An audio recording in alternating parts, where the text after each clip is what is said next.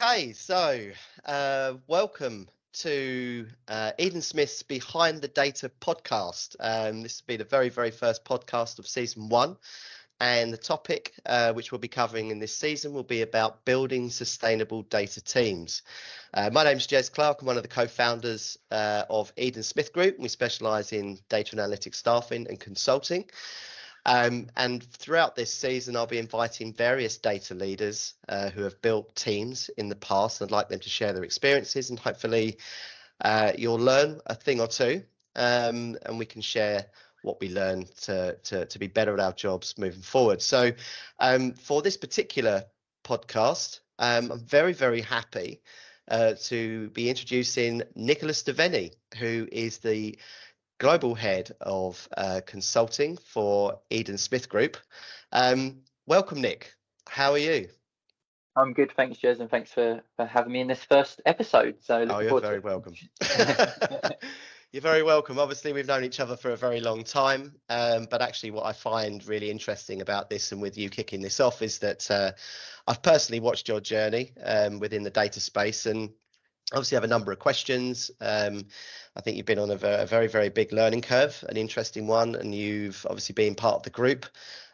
You've watched our business grow, and you've also grown your own consulting business within the group and delivered multiple projects and obviously built your own team. So I think there's a lot of people out there that will be able to learn something from you, especially being a bright young individual that you are. And so tell us, Nick, how did you initially get into the data industry? Yeah, I suppose my background, even from uni, was always I took a sales route and was going down, talking to people and selling products into various customers, both consumers and then B2B. Eventually, I, as many people do, fell into recruitment. Kind of wasn't expecting it. Kind of got a role in recruitment where obviously I met yourself and Matt. And recruitment was an interesting one for me because it's about sales and it's about people. But realistically, in order to be, an effective recruiter and really support and add value to the customers that you're working with, you have to get to understand and know the technologies or the environments and industries that you're working with, right? There's a reason why most of the successful recruitment businesses are niche recruitment businesses. Yeah, they have an understanding of the requirements. They have an understanding of what's needed in order to make success. Yeah. And I feel for me that was something I really held on to and started to become very actively involved in the industries I was working in. Back then, we were looking at the IT industry, telecommunications. It was quite data focused still back then, all around kind of RF analysis and RF planning and connectivity. So for me, I took a personal interest and got really invested in how things work, what problems there were, and the kind of evolution of technology, and take from there. I think at the time there was obviously a kind of a drive to want to do things differently. Had an opportunity to do that within the business I was working in, to kind of take a different approach to the traditional ways of recruitment working. But my first instant kind of insert into data was then with Eden Smith being a data recruitment specialist, a niche specialist in that space. When I joined, I was obviously then involved in a completely different industry, a new industry, one that was growing, one that was still learning, and I brought over that kind of, I suppose, thinking about how to learn, how to understand, and how to get real in-depth knowledge of the businesses I was trying to support. That actually lit a passion inside me that not any industry had. I think it was, well, maybe it's because of the growth curve we were going through in the data industry at the time. 7 years ago, it's still on that growth curve, but I think it lit a passion in me that made me see things very differently. I'd always done kind of critical thinking, logical thinking as extracurricular back in school. So that kind of problem solving and logical approach to problem solving was a bit of a passion to me. So yeah, started to self-learn, do personal projects, and it kind of exploded from there. Yeah, that's really interesting. I think you and I will both agree that to be an effective recruiter in any space, you do have to have a good understanding of the topic and the functions of the people that you're placing into businesses. And I can remember that pivotal moment when I think you came in one Monday morning and said that you've been playing around with some SQL coding and Python development, which was quite not a shock, but it certainly, I think, outlined that there was a different or a more deeper interest in the data industry and how it was all working. Would you say that that was the pivotal moment in your career where there was a step change for you to be where you are today?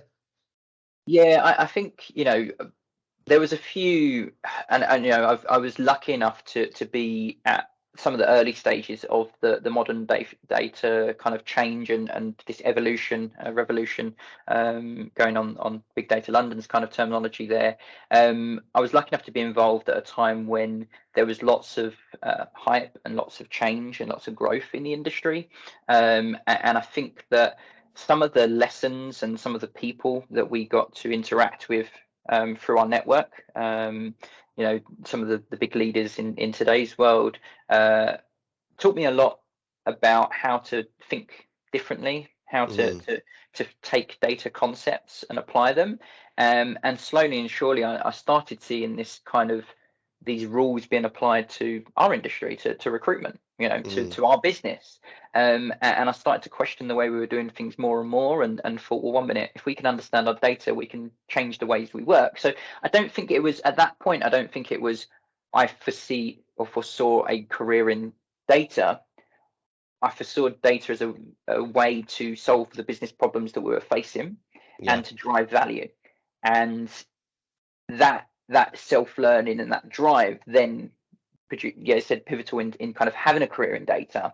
But it's quite interesting because as we've kind of moved up that ladder from hands-on technical to thinking about advising and supporting data leaders in what to do and how they approach things, it comes back down to culture, and it comes down to people and relationships, and therefore yeah, that recruitment HR piece, all of the knowledge from that side comes into play. yeah, But secondly, we've come into a point where it's back to business value. you yeah, know we've had this change of being data driven, being a data driven organization and stuff like this, but we've pulled it back to business value. yeah, Business value created through data products, which for me comes back down to selling a product, looking at the problem of how we solve the problem, but how do we use data within the business and create a culture that solves those problems. So yeah, I think that data point into our business was a pivotal change for me. and also I think, and I'll ask you another question in a second, but yeah, a pivotal moment in your career where you started to understand the value within our business, which is perhaps obviously why you've been in a delivery role, you've been in an advisory role in the last 3 or 4 years, but you've also now, I think where we're at now, whereas you're head of group data solutions for Eden Smith. Now you're doing it internally for our business to make sure that we're working as a data driven company as well.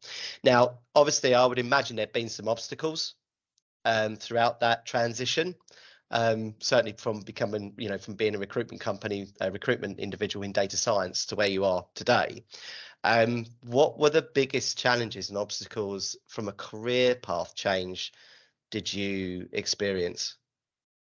I think there's a couple on the way. I think your the first one is changing your personal mindset around Mm, how you look at problems, how you look at approach things. I think yes, there's obviously a technical learning curve, but I think there's plenty of support and options and programs out there, and that's something that just takes time. I mm, think one of the obstacles is finding the right time. I mean, I was again, I count myself quite lucky in that Eden Smith, seeing that change in me, kind of gave me some opportunities to explore that and to mm, develop that. Whether that be taking a Friday or taking some afternoons to work on those internal projects or my personal projects. It's finding the time to actually practice there. I think the other obstacle comes with, or the biggest obstacle then comes with experience, and which you can sort of only gain. You can't only gain it over time, but because you gain it through doing, and you gain it through experiencing different experiences, right? You can create those experiences quickly and quite effectively, right? If I play one game of chess every week, it's not about the amount of time it takes that I've been playing chess for. I could play 30 games of chess today and gain experiences through that playing. So when I talk about experience, I'm not talking about time in the industry. I'm Right. talking more about what you see, what challenges and scenarios you go through, and Yeah. how you deal with them. And I think some of that is the biggest obstacle, because in the earlier part of my career, I hadn't seen or experienced some of the challenges that people in the industry for years had. Mm-hmm. You know, so I think gaining those experiences there and having the confidence to use the network around us to know how to solve them, to then experience them yourself. Yeah. Um, That's that. I think that's really, really good advice, and excellent self-awareness there of your transition. I mean, if you think about it, there are a lot of people at the moment that are either already in a technical role or they're in a business focused role, and they're actually trying to get into the data industry. I guess, the listeners would like to understand, what do you think are those core skills that you have as an individual, the ones that maybe you didn't have when you started to transition, which are most important for someone to be successful in our industry? I think the particularly in the early stages, and I don't think something you ever lose, but the power of questioning, curiosity is probably the biggest Mm, skill. Now, I know, in our kind of history and development over the years, there's been times when I've perhaps maybe pushed those a bit too far, and between us, we've got frustrated when I just get, well, why do we need to do that? What's it we're trying to achieve? Well, how will we go about that? And delving, taking that high level understanding of the objective, but being able to kind of get behind what someone's telling you or instructing you, and understand what's really been trying to be achieved. Because once you understand that, you can then kind of work backwards to, okay, how are we going to do this and drive through this? So mm, that curiosity behind what we're trying to do, or how we're trying to achieve something, or trying to go beyond the service level. mhm. Um, in critical thinking, it's kind of similar to basically logistic fallacies, right? So someone can put a uh, example out there, or a bit of data out there, or a bit of information out there, and if you take it at surface level, you could make assumptions, or kind of agree on something that actually, when you look at the result of it, isn't true. Yeah. Yeah. So a really common example of this is people, quite easily, A equals B. So if A equals B, it's kind of subliminally implied that B equals A, but that's not the case, right? Right. If you say, a cat is an animal, just a cat walking past the screen, cat is an animal, it doesn't mean that all animals are cats. Yeah. Well, let's hope not. Yeah, exactly. Do you know what I mean? So I Yeah. think it's that questioning, that critical thinking, and so critical and logistical thinking, I think, are the two key skills you need to develop and grow, particularly when you first come into the industry. Mhm. Problem solving, those kind of soft skills. I think as you develop and as you grow in the industry, I think for today we need to start thinking about, and I kind of hate the terminology, and I don't know how far it will come through, but I do think there is a new role for a data ethicist. Yes.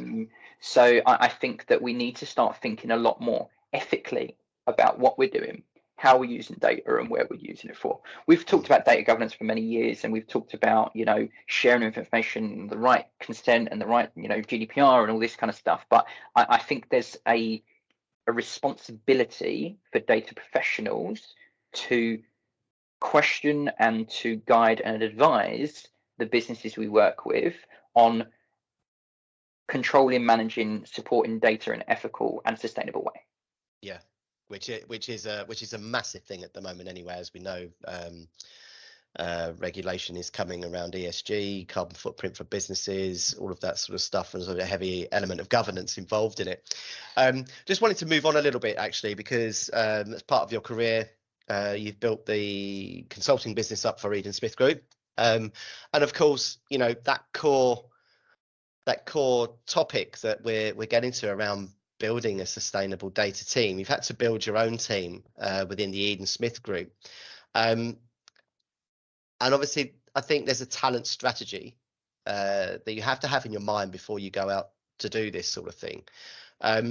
What is your approach to building a data team, and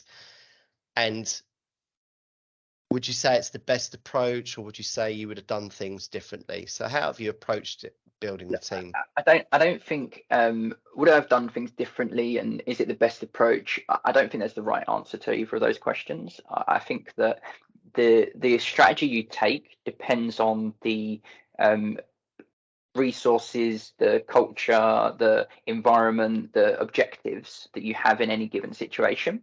You know, don't get me wrong, there are some businesses out there, some consultancies out there that go get large investment and they can go and hire, you know, a team of data engineers, a team of data scientists, a data architects, and fill a team of 10 to 12 people as a minimum, you know, small numbers still, but all on you know, market leading salaries. Not every business, in particularly, you know, we see this through the recruitment world, not every business is able to do that. They don't have the budget, they don't have the internal capabilities, they don't have the resources, you know, they don't have the environment to support that from a data perspective. So I think the strategy for me is what is the right fit for the organization at this time, and how do we stretch or push that boundary enough to create progress and create innovation. So, you know, I feel that if you're going to do that, you need to look at, well, what internal skills do we have? What external power do we have to bring in new skills? And then how do we then balance that with investment in short-term, mid-term, and long-term development? So, you know, it's no good. And we've supported many businesses in this pathway, but you know, it's no good going into a very traditional business that's got a, you know, traditional SQL development team with traditional, you know, SSRS reporting, and immediately dropping in a, you know, modern data lake that uses Python. You know, on Python. There's no point in doing that, because you're then creating a massive skills gap between the individuals that are already there and the skills that are needed to do that. So it has to be a phased kind of approach of, well, let's upskill the individuals that are there. They've got the business knowledge, they've got the data skills, and they probably have, you know, some interest in, you know, some experience in trying out these modern tools. So there's a growth path that you need to take your existing team on. You then have a investment choice of whether you bring in a consultancy to adopt and drive, you know, immediate change to get things moving and deliver value, or you use contractors over a longer period of time to fill in the skills gap that you can then learn and grow. And I think for me, the strategy of our consultancy has always been about knowledge transfer and information sharing, you know, and actually kind of combined collaboration because of that upskilling aspect. So I like that. I like it a lot. And you know, if we talk about components of a talent strategy, what I'm hearing, Nick, is that you would say internal mobility and training are probably two of the main or most important components before you go out to market to build a team, because like you say, there are a lot of businesses out there not quite ready to adopt new set of skills that come in. And also, what is your view around my view would be that internal training and internal mobility help with retention and keep existing teams motivated, right? Would you agree with that? I agree with the point you said at the end, but I disagree with the fact that you should look at mobility and internal upskilling first. I don't think there's a logical linear approach to your talent strategy.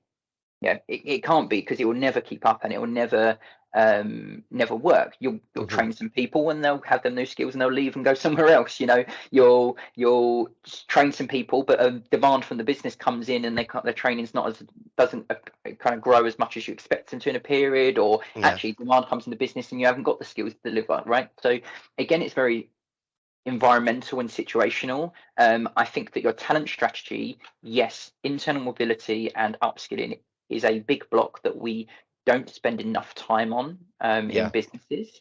When we talk about change transformation, we often think about, bringing in new resources, bringing in consultancies, bringing in, change, that kind of change. I feel sometimes that that's because as humans, we don't like change, right? We're very change adverse. And I feel that when you initially talk about these projects, you get a lot of protection. People want their job security. They don't really want things to change. They don't sometimes understand the change, and therefore they will always get a group of people in an organization when you try to make a shift like that are adverse against that change. There will be people that find it interesting and find it exciting, and it will improve their retention from that perspective. But during that journey, still there'd be moments of doubt, moments of worry, right? So I think that there needs to be a multifaceted approach to how you build your talent strategy. How do we upskill and train these people? Part of that upskilling could be having contractors or a consultancy in to work alongside them. We spent a Transfer lot the of time knowledge. to transfer knowledge, yeah. So we've done a lot of time where we've had, we've been doing peer-to-peer programming like you do in the software development world, building out pipelines, building out reports, building out stuff with those. We've built guidelines, we've built best practices and processes. Now they're not going to work for every company in every way, but certainly you're training and transferring the knowledge of the basic concepts. Now they might not get to where you perhaps put in the beginning where your objective is. It might be they only make halfway and they have something between what they had before and what they've got now, and that's fine, that's acceptable, but I do think it needs to be, it's not linear, it needs to be modular. So getting all the parts of the components of the talent strategy working at the same time is much more effective than sort of going 1 to 10, as that would be your view. Now, when you've got a team in place, and especially within a market where it's tough to hire staff, right? There's a skill shortage. We know that across multiple different parts of the data landscape. When you've got your team in place, what are you doing to make sure that they're continually motivated, and what strategies do you employ to retain them?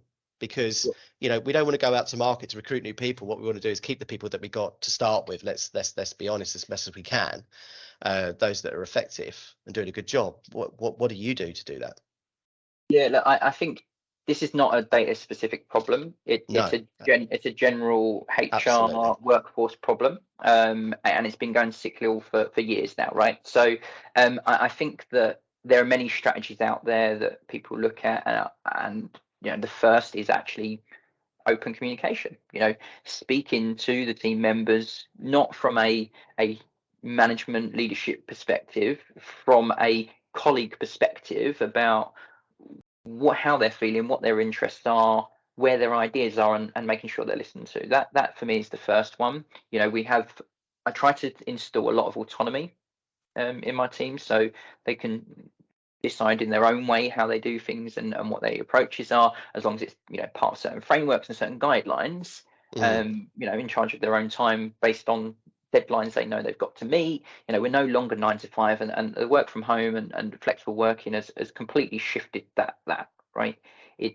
We know that people don't work best 9 to 5. Lots of practices out there, so give them flexibility in meeting objectives that way. The other part is like I said, personal interest and personal projects. One of my consultants, he quite often, particularly if sometimes it's on his holidays and I don't want him to, but certainly they come back one day and say, oh, I've built a report off of the price increase of my Tesco shop over the last 6 months because I've been keeping on my receipts. It sounds quite handy, Nick. But there's an element around personal projects, and I think and it's a little bit different, I suppose, for other business, but internal external projects. So I often, when we're talking to the students, part of our nurture program, say to them, there is untold data out there. there is online available, or you can create data yourself. There's no shortage of data available in order for you to practice and learn and experience your skills. Very good point. So I think that it's about giving the team time to do that. And that does mean carving out time from our schedules.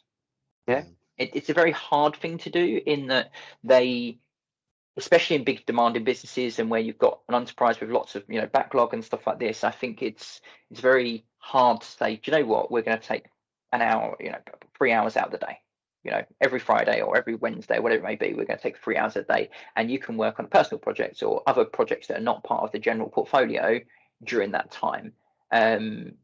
It's hard to achieve, and perhaps puts other things back on the back burner a little bit. But I think sometimes the things they experience and the things that they try and test will mean that they actually end up doing stuff faster and quicker and easier, and solving problems sooner, and more confidently in the future. And your way of communicating with the team, and I certainly like the piece around autonomy. I think allows people to have that freedom. They feel engaged from it. They feel trusted, which is a cultural thing, I think, which is very important. I've been pushing Agile and Scrum, like most people, for a very long time. I think it's very difficult to achieve when you don't have a singular product that you are developing and moving on. Tech software businesses, pure product businesses, like the Apples of this world, they have a team that are focused on a product with a product owner, and they drive through. When in most modern businesses, enterprises, we end up with multi projects going on at one time, and that team have to deal with those projects and the prioritization of them. So I've been in stand-ups and kickoff meetings and stuff like that have lasted hours, and there's too many people on them, and we're covering off lots of different topics. And I think that there's places where we can make time efficiencies, and I think that it's not to say that we don't follow up and we don't track and we don't communicate about what's being done, what's being blocked, and where we are on achievements.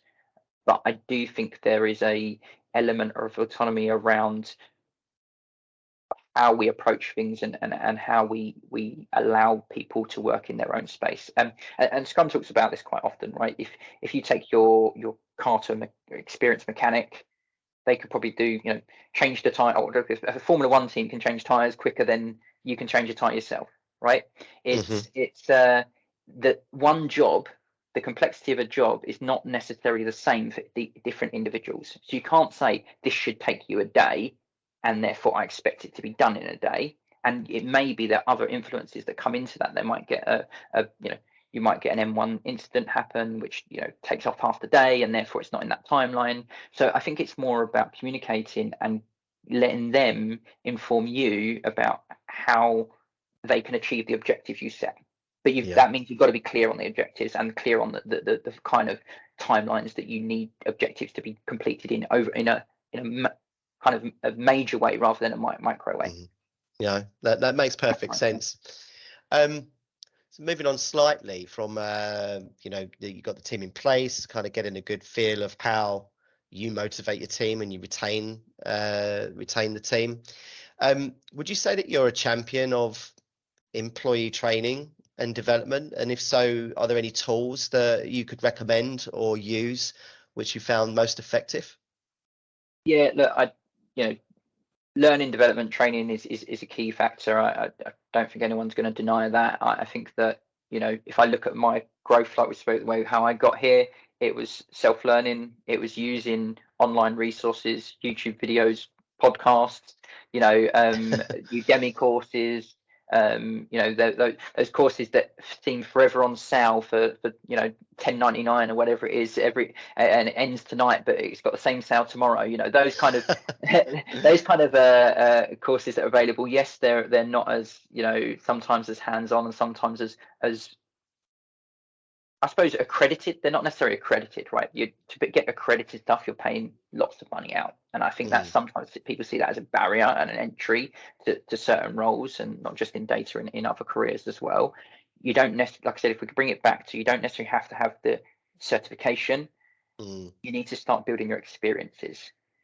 You need to know, like, the frustrations of when you bring in a data set and it's got dirty data. Someone's used the wrong format for dating for a date, and it messes up it messes up your results. You need to know that when you're trying to build a report and the relationship isn't right, and it's messing up your kind of visuals, and your visuals aren't linking correctly. Like, you need to experience these things that happen in a day-to-day business environment, so you can work out ways to how you can handle them, and this is where you go for support, so that when it comes to it in a live critical project inside a business, you're not kind of sat back scared to talk to anyone, or spending days on end trying to resolve that issue. So I think that's why training development is important. I think, like I said, those non-accredited courses are a great starting point. I think accreditation does need to be brought in for standardization, for people to kind of understand levels of competence. But that doesn't mean that your training development life cycle has to be purely around those certifications. So is it fair to say then that the training, the personal training or personal development, and some of those things that you mentioned, like Udemy and online YouTube and all that sort of stuff, would in effect be if you were talking to the next generation of data talent, would typically be one of the tips that you would give? Yeah, look, I would say, and I've kind of, if you thread some of these parts together, you find something you're personally interested in. Go find some data about that particular interest. Build out some questions that people might ask, or you might be interested in on that data. Use some of the free tools and free credits that are available out there use your own machine with so it's not actually any cost involved in it, and take some of those those YouTubes and Udemy courses and starting points to build your own personal portfolio. That's and that's not just for entry people into this environment. You'll always, even at the you've been in the business for years that use a certain technology and a certain thing, right? As businesses, even though we can be agile and we can adapt, we're not changing our technical landscape and our architecture every couple of months, right? And there's technologies that are coming out, and there's advancements and changes that are coming out that you might not always get the chance to explore and experience inside your business. Right. So put yourself in a different situation, put yourself in a different experience that will allow you to drive and push forward, right? I think, when you look at the investment world and that kind of side, people say all the time, oh, I don't really invest in stuff that I don't know about. I have to at least read, get that baseline across other sectors, across multiple sectors, to give me knowledge in knowing what to invest in. Yeah. It's the same in the data world. Why, if you're in the finance industry doing data and stuff like that, why can't you do a personal project in the marketing industry and understand how marketing analytics applies, in that world, and what can you learn from that to then bring into your world, or to even advance in different areas. Get a better understanding of lots of different things that are moving on. I suppose if you think about strategies, where it's the T plan, right? So you've got your long-term, ongoing, progressive, but spikes that dip into these certain other areas, and that they'll support and help the progression you make. Well, very interesting and really good advice there. Interesting, you mentioned different functions, and also you've mentioned industry there. And as we know, within the data world, data affects every single type of industry anyway, globally. What do you think's the next big trend that we're expecting in our field of data analytics? There's a couple of different things going on that I think are driving the future.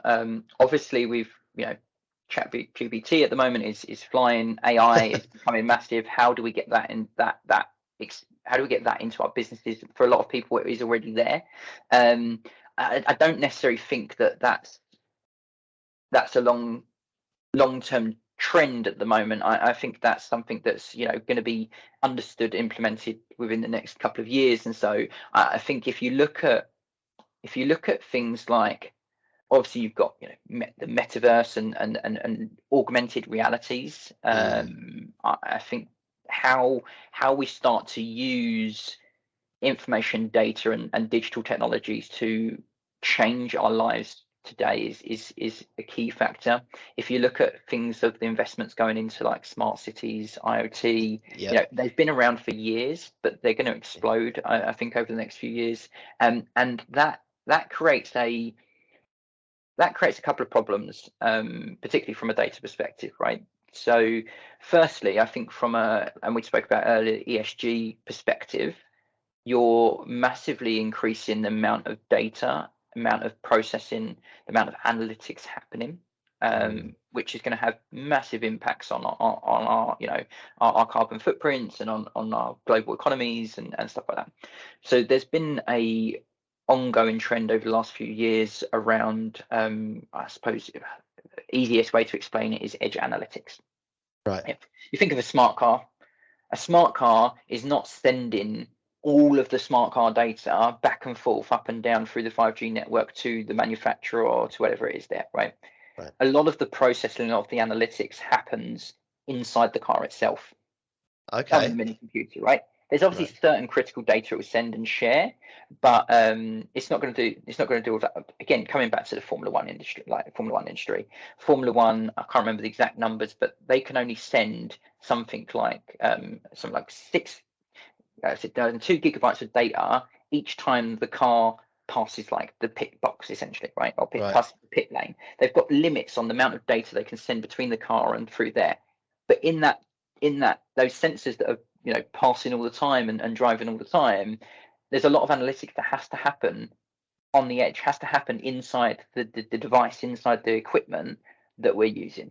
Right. So I think if you think about the explosion of smart cities and IoT, how do we get some of this large processing data happening on tiny little devices, and actually sustainably, efficiently, and what are the critical assets that need to be communicated across any particular network? Very interesting. Yeah, I mean, there's obviously lots of devices out there that have already kind of combated some of this stuff, but how it impacts your business, our business, is the big question, and how do we do that in a ethically sustainable manner? That's a very big question, Nick. Maybe we could get our heads around it and try and work it out, right? So I'm assuming you're an F1 fan then. Yes. You've mentioned it a few times on the call, yeah? Yeah, who's your favourite driver? I won't answer that quick. No, look, I am a Mercedes fan. Okay.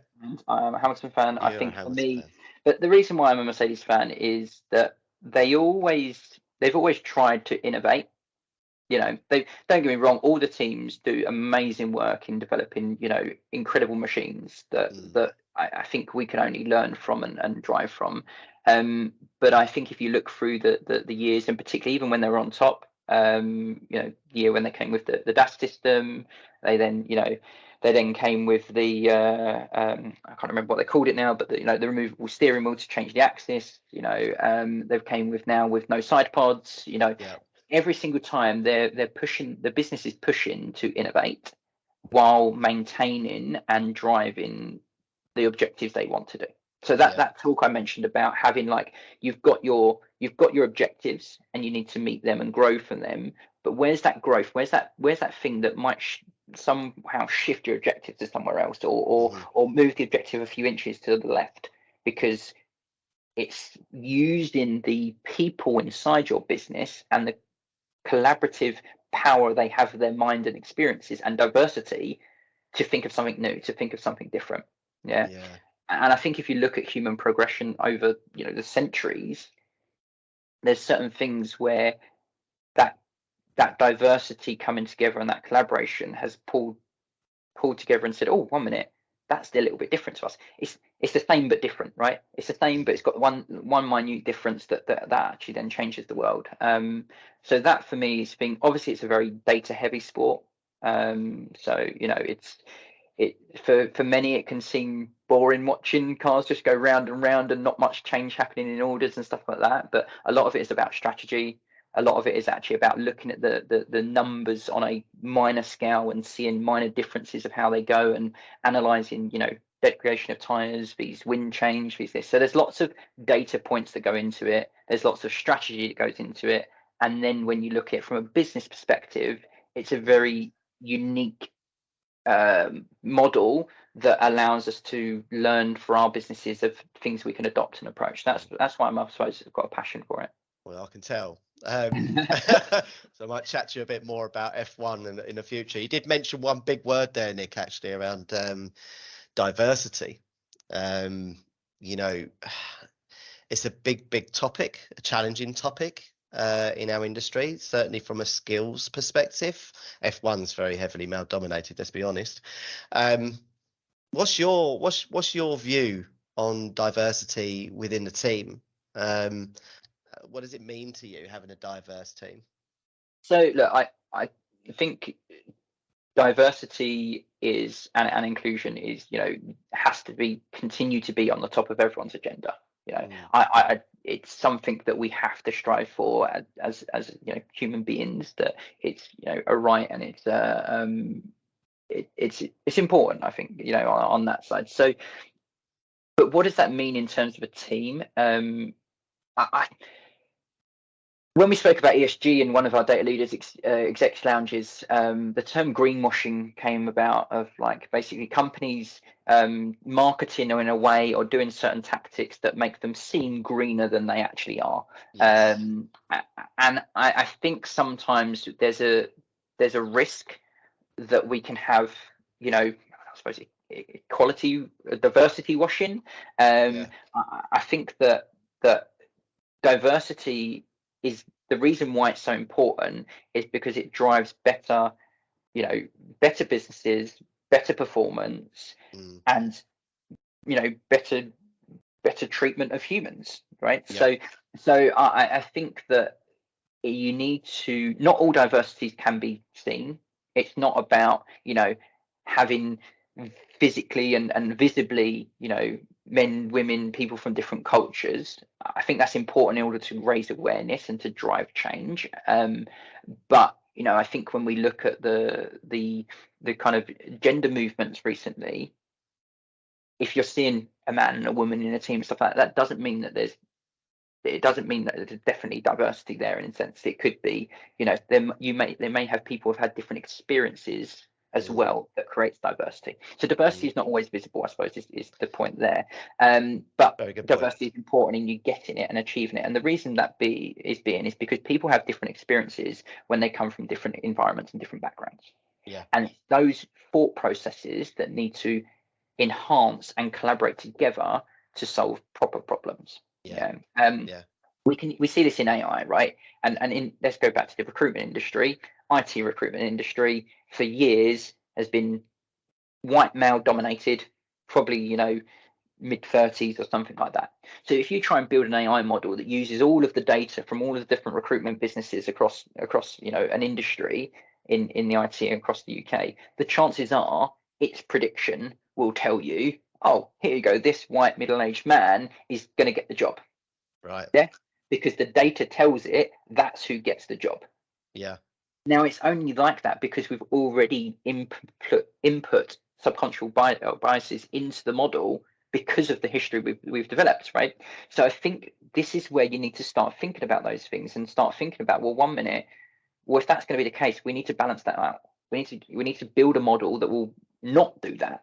Yes. And whether that be through, and I'm not, as much as I know about data science, I'm not enough to know about the intricacies of it. That's for people we employ to kind of really drive, but at least ask the questions about it. Is okay, how, whether we do weighting or whether you change the data set or whether you look at different features of the data set to produce different results.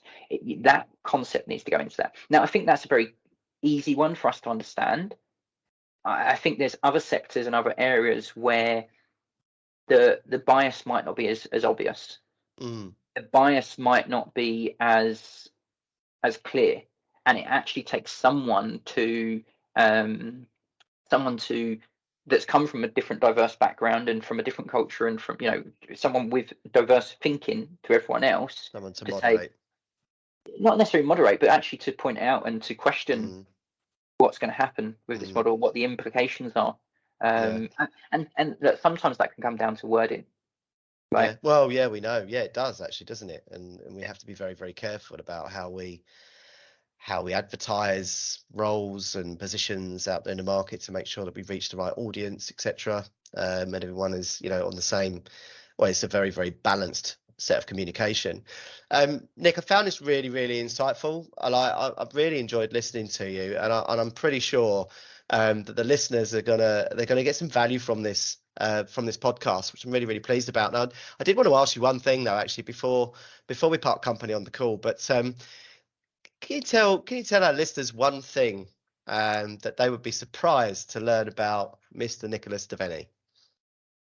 I don't know if surprise is the right word. Put you on the It spot. should be surprising than that. No, I think that not necessarily surprising, but interesting. Talking about that diversity piece, I'm very, very passionate about learning, experiencing different cultures and different parts of the world, and seeing Mhm. what we can gain from that. So I suppose one of my personal facts is I just shy of, but I will be there. Not being very accurate with the data here, but essentially I've been to 20% of the countries in the world. So Wow, yeah, so that's it's amazing. um I'm surprised you've yeah. done any work. I'm probably older than I look, Jez, but but that's at least what I'd say. But no, yeah, it's again that for me, just experiencing and seeing different cultures is a passion, Mm. and therefore we, my wife and I um, try to travel somewhere new, somewhere different on a regular basis to broaden our minds. So yeah, Good so on yeah, you. just a couple short of 20%. I think that's brilliant. Yeah, maybe on our next chat you can tell me all of the places that you've been. Nick, thank you so much for being on the show today. I think there'll be a lot of value that the listeners will get, as I said. Um, Thanks for your time and wishing you all the best. And yeah, hopefully we'll get some good feedback. And I look forward to catching up with you again soon. Thank you to you. Thank you to the listeners. Cheers, Nick. Thank you.